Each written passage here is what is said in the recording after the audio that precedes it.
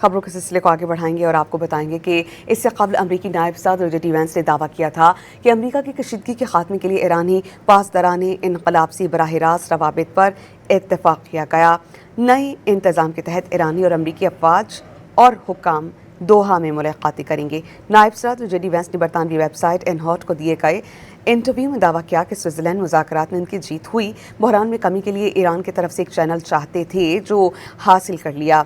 अमरीकी तजवीज़ पर ईरानियों ने रजामंदी जाहिर की कि वो पासदारान इनकलाब का एक नुमाइंदा दोहा भेज देते हैं जो अमरीकी सेंट्रल कमांड के ओहदेदार के साथ बैठकर मामलात को तय करेगा और बाहमी तनाज़ात को हल करने की कोशिश करेगा।